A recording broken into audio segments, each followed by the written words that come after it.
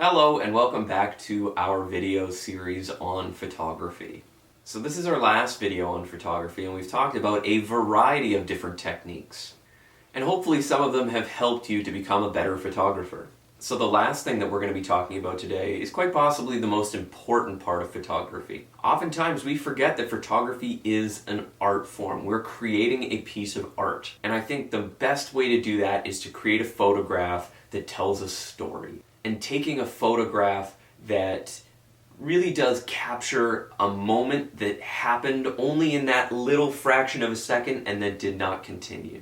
It can really just be a snapshot into real life, and it can often really capture the essence of a moment in time. Now, we're so used to posing for photos, taking photos of objects, taking photos of ourselves. Rarely are we able to capture those real, rare snapshots of real life. This kind of requires you to always be taking pictures because you never really know what kind of moment you're going to be in the right place at the right time for. So this requires you to take a lot of action shots, which would be photos of something happening in the hopes that you do get a snapshot of the authentic moment that is happening in front of you. Using a burst mode on a camera where you're able to hold down a shutter button and take lots of photos, that is a great tool for this. Because as a moment is happening, if you take one photo, you really do have one shot of snapping that perfect moment. But if you're using a burst mode where you're taking several photos in quick succession, you're more likely to get that photo that you want of that real authentic moment. This does also mean taking candid photos. What a candid photo is, it's a photo of somebody when they don't know that they're being photographed. When people know that they're being photographed, they act very differently and we lose that authentic moment. And they might be posing or they might be trying to freeze so that you can take a picture of them. But it's also important that once you've gotten that amazing photo, that perfect shot, that you do ask permission afterwards of the people that are in the photo. And just say, hey, I got this photo of you, I really like it. Is it okay if I keep it? Yeah, sure. Or absolutely not. And we have to respect the wishes of the people that are in that photo.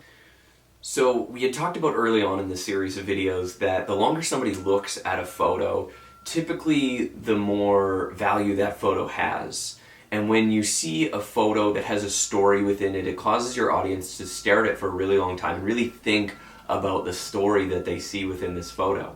Now, whether or not it's the actual story that took place in that moment in time, it isn't really important because any piece of art is really up to the observer to extract some sort of meaning or to develop their own story behind it. And that's the beauty of art, right? The person who makes the art and the person who views the art might have completely different interpretations of it. And they might experience it completely different, and that is totally okay. So if we take a look at a photo like this one right here, what I see is a parent that is so kind of self-absorbed in their own life that they're kind of neglecting the needs of their child.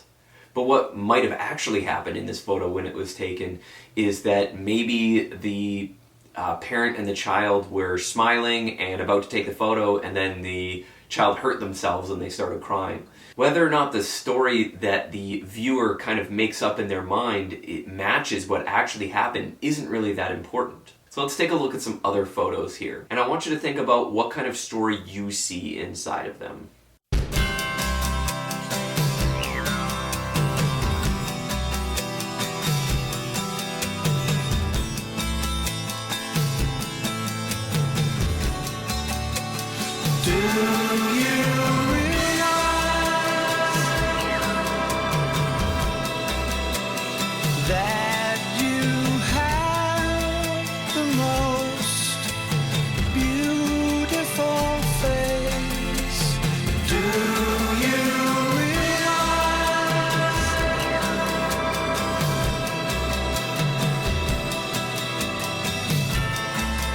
We're floating in space.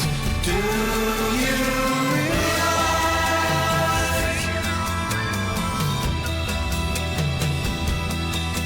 that happiness makes you cry? Do you realize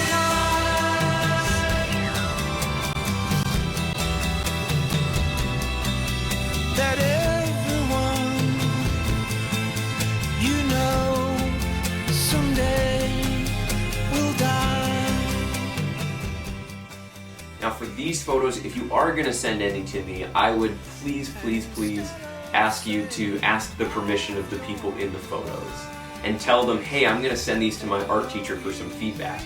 So I wanted to thank you very much for joining me today, and thank you for joining me in this series of videos on photography. And I hope that some of the techniques that we talked about do help you to become a better photographer and to take more meaningful photographs. Thanks for joining me, and I hope you have a good rest of your day.